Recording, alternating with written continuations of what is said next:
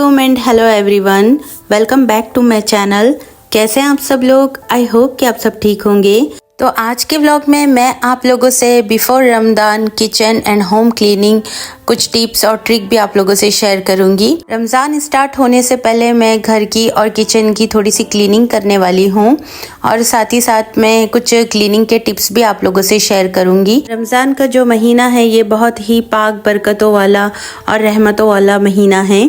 तो इस महीने में हम सबसे ज़्यादा से ज़्यादा इबादत में अपना टाइम दें, ना कि अपना घर और अपने कुकिंग में ज़्यादा टाइम स्पेंड करें। घर तो हम अपना क्लीन ही कर देते हैं, साथ ही साथ हम अपना दिल भी साफ़ करें। जो भी जिसके भी लिए हमारे दिल में जो कुछ है वो सब निकाल दे और अपने दिल से सारा मैल साफ़ करें। हम अपने काम अगर डेली बेसिस पे नीटली करते रहे तो हमारा घर हमेशा ही साफ़ रहेगा और हमारा किचन के कामों को भी अगर हम डेली 10 से 15 मिनट अगर दे, चीज़ों को उनकी जगह पर अगर रखें और साथ ही साथ थोड़ी सी क्लीनिंग भी करते रहे तो किचन भी हमेशा ही नीट और ऑर्गेनाइज रहेगा। तो जब भी अगर डीप क्लीनिंग करनी हो तो हमें ज़्यादा मेहनत नहीं करनी पड़ेगी। तो मैं यहाँ पर जो बर्तन वाला रैक है उसके पीछे की सफाई कर रही हूँ। रैक तो मैं हमेशा ही साफ़ करती हूँ। इस बार मैंने सोचा है कि इस कॉर्नर की मैं डीप क्लीनिंग कर दूँ, यानी कि सारी वॉल्स वगैरह मैं अच्छे से नीटली इसे क्लीन करूँ। तो सबसे पहले मैं रैक की सफाई कर रही हूँ। इस तरह की सफाई करने के लिए मैं लुलु का एक बहुत ही अच्छा क्लीनिंग लिक्विड यूज़ करती हूँ। इससे सारी स्टिकीनेस खत्म हो जाती है और जितने भी दाग धब्बे ये सारे निकल जाते हैं। रैक के पीछे वाली वॉल को भी मैंने ब्रश की मदद से अच्छे से स्क्रब किया था। इस वॉल पर एक स्पून होल्डर को भी मैंने हैंग किया है, तो स्पून होल्डर को मैंने निकाल के इसे भी अच्छे से वॉश कर दिया था। जब सारी चीज़ें अच्छे से ड्राई हो गई तो वापस से मैं इसे अच्छे से ऑर्गेनाइज करके रख रही हूँ।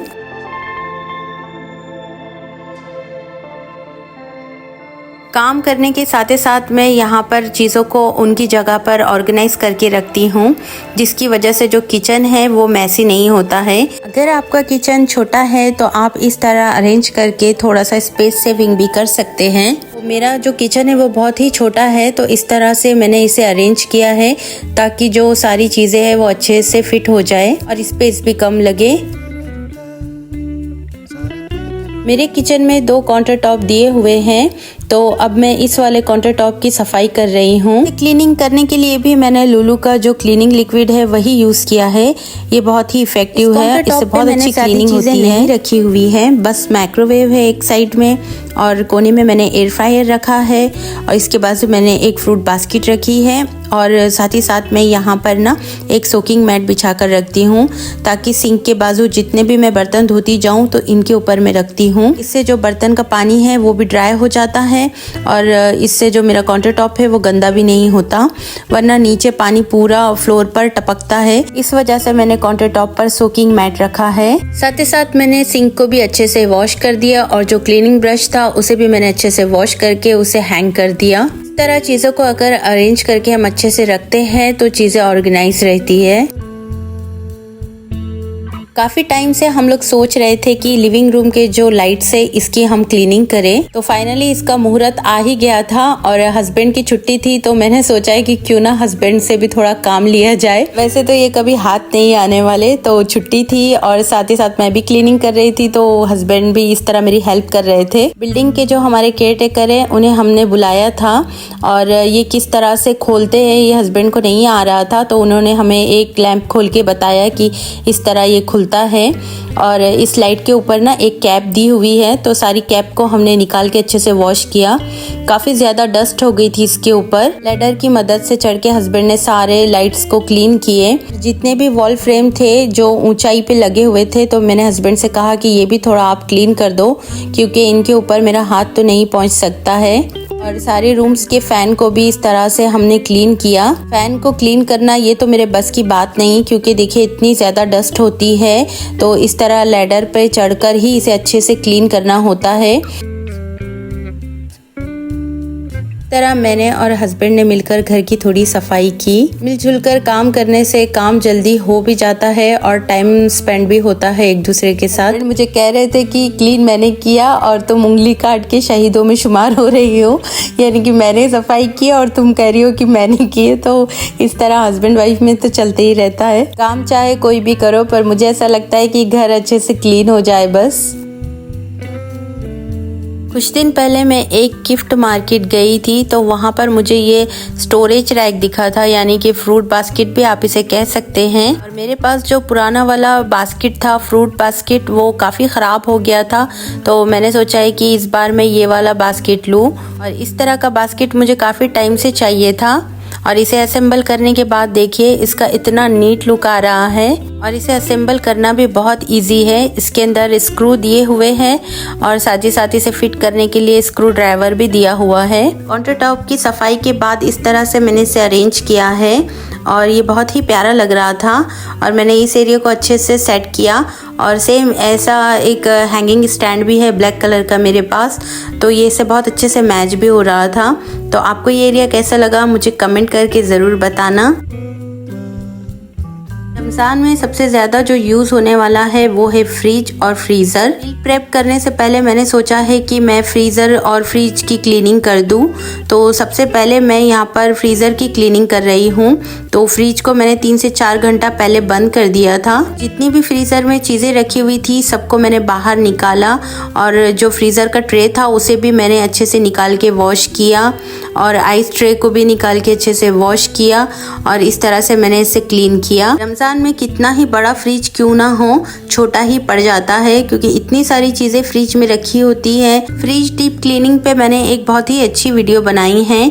अगर आपने मेरी वो वीडियो नहीं देखी है तो उसकी लिंक मैं डिस्क्रिप्शन बॉक्स में डाल दूंगी, आप वहां जाकर देख सकते हैं। फ्रिज को क्लीन करने के लिए मैंने एक होममेड लिक्विड का यूज़ किया है। उसकी रेसिपी मैं आपको आगे शेयर करूंगी कि वो लिक्विड मैंने कैसा बनाया था।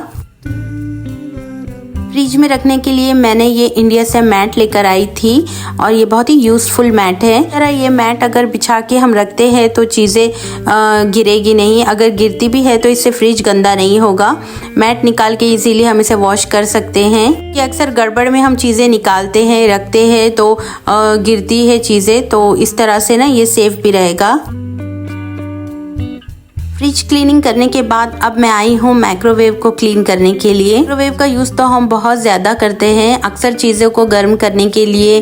कभी प्लेट में हम सालन वगैरह रख देते हैं तो ऑयल के सारे छींटे इसके ऊपर उड़ जाते हैं, और ये बहुत ही स्टिकी हो गया है। बहुत ही यूज़फुल होममेड लिक्विड मैं ये बनाई हूँ, अक्सर मैं इसे बना कर रखती हूँ। जब भी मुझे इस तरह की सफाई करनी होती है तो यही लिक्विड मैं यूज़ करती हूँ। लिक्विड को किस तरह बनाते हैं काफ़ी बार मैंने आप लोगों से शेयर किया है। सबसे पहले 1 गिलास पानी लेंगे, उसके अंदर 1 नींबू का रस हम डालेंगे, थोड़ा बेकिंग सोडा इसमें ऐड करेंगे, और जो भी बर्तन धोने का लिक्विड आपके पास है आप वो इसमें डाल दें और इसे अच्छे से मिक्स करें। तो बहुत ही ज़बरदस्त सा लिक्विड बन जाता है।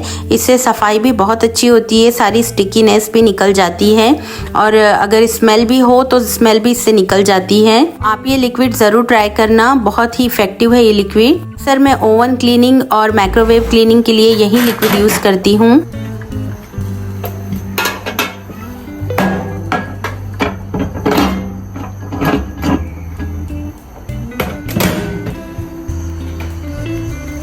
ओवन को साफ़ करने के बाद देखिए इसका फाइनल लुक, इतने अच्छे से इसकी सफाई हुई है, बिल्कुल भी इसके अंदर दाग धब्बे नहीं हैं, और स्मेल भी जितनी भी थी ऑयल की सारी ख़त्म हो गई है। तो आप ये लिक्विड बना के ज़रूर यूज़ करना, और मुझे कमेंट करके ज़रूर बताना कि आपको ये लिक्विड कैसा लगा है। हर लेडीज़ को अपना किचन बहुत प्यारा होता है, पर इस प्यार को बरकरार रखने के लिए थोड़ी मेहनत भी करनी पड़ती है। जैसा कि ये सारी चीज़ों को निकालो, इनकी अच्छे से सफाई करो, तो ये टास्क से कम नहीं है। डेली के जितने भी सारे स्पून हैं इसे मैं इस तरह ये ड्रॉर में रखती हूँ। थोड़े थोड़े दिन में मैं ये ड्रॉर भी क्लीन करती ही रहती हूँ। एक साथ मैं पूरी क्लीनिंग कभी नहीं करती हूँ, कभी मैं एक ड्रॉर साफ़ करती हूँ तो कभी मैं दूसरा ड्रॉर साफ़ करती हूँ। इस तरह से मैं डिवाइड करके करती हूँ, जिसकी वजह से मुझे काम का बर्डन एक साथ ज़्यादा ना हो। ड्रॉअर के नीचे पहले मैंने एल्यूमिनियम का फॉइल रखा था। जो फ्रिज के मैट मैंने इंडिया से लेकर आई हूँ वो मेरे पास 2 बच गए थे, तो मैंने सोचा है कि इसे इस तरह मैं कट करके सेट कर दूँ। बहुत ही अच्छे से इसके अंदर फिट हो गए थे। अभी मैट को निकालना है और अच्छे से इसे रखना है। और अब जितने भी सारे स्पून हैं इस तरह मैं इसे अरेंज करके रख रही हूँ। वो एक बड़ा बॉक्स मैंने लिया है, उसके अंदर जो मेरी डेली की चीज़ें मुझे लगने वाली है एक जगह मैं इस तरह डाल के रख रही हूँ। और जो बड़े वाले स्पून है इस तरह मैंने इसे साइड में रखा है। बहुत ही अच्छे से नीटली ये ऑर्गेनाइज हो गया। ये ज़रूरी नहीं कि हम महंगे ऑर्गेनाइजर लाके ही अपने किचन को सेट करें और ऑर्गेनाइज करें। बजट फ्रेंडली घर में ही कुछ चीज़ों का जुगाड़ करके भी हम ना अपने किचन को ऑर्गेनाइज कर सकते हैं। कुछ टाइम पहले मैंने घर में ही DIY करके इस तरह से ये बॉक्सेस को अरेंज किया था। इसमें सारे स्पाइसेस जार मेरी रखी हुई है जो मैं डेली बेसिस पे यूज़ करती हूँ। तो इसके अंदर भी मैंने एल्यूमिनियम का फाइल रखा था, तो काफ़ी ज़्यादा ये भी गंदा हो गया था, तो मैंने सोचा है कि इसकी भी मैं सफाई कर दूँ। इस तरह मैं इसे क्लीन कर रही हूँ। और जो फ्रिज का मैट था इसे मैंने अच्छे से कट किया। ये भी बहुत अच्छे से ड्रॉअर के अंदर सेट हो गई थी। और जितनी भी सारी बॉटल्स है इस तरह मैं इसे ना क्लीन कर रही हूँ। मैंने इसे डीपली वॉश नहीं किया है क्योंकि इसके अंदर इतने सारे स्पाइसेस रखे हुए थे और ये ज़्यादा गंदी भी नहीं हुई थी।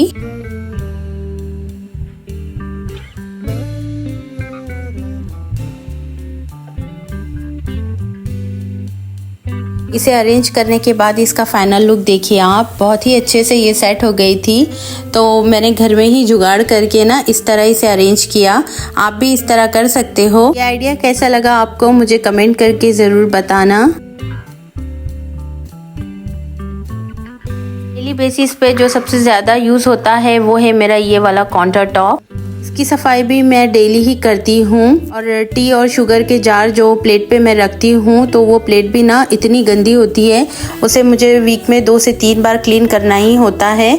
और साथ ही साथ मैं ये जो शुगर और टी के जार है इनके ऊपर भी मैं कपड़ा मारती ही हूँ ताकि जो भी दाग धब्बे है वो अच्छे से क्लीन हो जाए। और सब सफाई होने के बाद लास्ट में ये काउंटर टॉप की मैं अच्छे से क्लीनिंग कर रही थी। एक एक करके मैंने किचन के सारे कैबिनेट को अच्छे से क्लीन किया और ऑर्गेनाइज किया। और ये वाला जो कैबिनेट है इसके अंदर सारी दालें रखी हुई है, तो इन सबको निकाल के मैंने सारी जार्स को अच्छे से वॉश किया था और इनकी भी सफाई की। और ये मेरा क्रॉकरी एरिया है, इसकी भी मैंने अच्छे से सफाई की थी। सारे कैबिनेट को मैंने एक दिन में क्लीन नहीं किया था। एक कैबिनेट को मैंने एक दिन में क्लीन किया, फिर दूसरे कैबिनेट को मैंने दूसरे दिन क्लीन किया। इस तरह से मैंने अपने किचन की सफाई की। एक साथ अगर आप काम करोगे तो आपको बहुत ज़्यादा काम का बर्डन हो जाएगा और आप थक भी जाओगे, क्योंकि आपको सिर्फ किचन ही साफ नहीं करना है, आपको घर भी देखना है, साथ में बच्चे भी देखना है। तो आप अपने काम को डिवाइड करके करें। इस तरह काम को डिवाइड करने से हमारे पास टाइम भी रहता है और हम अपने फैमिली को भी टाइम दे सकते हैं अच्छे से, और हमारे घर को भी हम अच्छे से ऑर्गेनाइज रख सकते हैं। गैस के सारे बर्नर को भी मैंने निकाल के इसकी भी अच्छे से सफाई कर दी थी। और गैस को तो मैं दिन में से 2 से 3 बार क्लीन करती ही हूँ, क्योंकि मुझे अगर गैस गंदा रहा ना तो पकाने का बिल्कुल भी मन नहीं होता है। मैं कोशिश करती हूँ कि मैं गैस की सफाई डेली ही करूँ। कैबिनेट अंदर से तो क्लीन हो गए थे, लेकिन ऊपर से इतने दाग धब्बे इनके ऊपर थे, तो मैंने सोचा है कि इनकी भी मैं सफाई कर दूं। और इसे मैं स्क्रब की मदद से क्लीन कर रही थी, और जो होममेड लिक्विड मैंने बनाया था उसी की मदद से मैं इसे साफ कर रही थी। एक करके सारे कैबिनेट को भी मैंने बहुत अच्छे से साफ कर दिया। और सब सफाई होने के बाद किचन का फाइनल लुक देखिए आप। बहुत अच्छे से किचन मेरा क्लीन भी हो गया था और ऑर्गेनाइज भी हो गया था। आपको मेरा किचन कैसा लगा मुझे कमेंट करके ज़रूर बताना। आई होप कि आपको मेरी वीडियो अच्छी लगी हो। वीडियो अच्छी लगी हो तो प्लीज़ लाइक शेयर ज़रूर करिएगा। अगर आप मेरे चैनल पर नए हों तो सब्सक्राइब भी ज़रूर करिएगा। सारे लोग मेरी वीडियो देखते हैं पर अभी तक किसी ने सब्सक्राइब नहीं किया है, तो मेरी वीडियो को फुल वॉच ज़रूर करिएगा और सब्सक्राइब भी ज़रूर करिएगा। इंशाल्लाह जो नेक्स्ट वीडियो है वो है रमज़ान बेसिक मील प्रेप की, तो वो वीडियो भी आप ज़रूर पूरी देखना, और वो बहुत ही यूज़फुल वीडियो है। तो फिर मिलेंगे जल्दी ही, तब तक के लिए अपना बहुत सारा ख्याल रखिएगा। अल्लाह हाफिज़।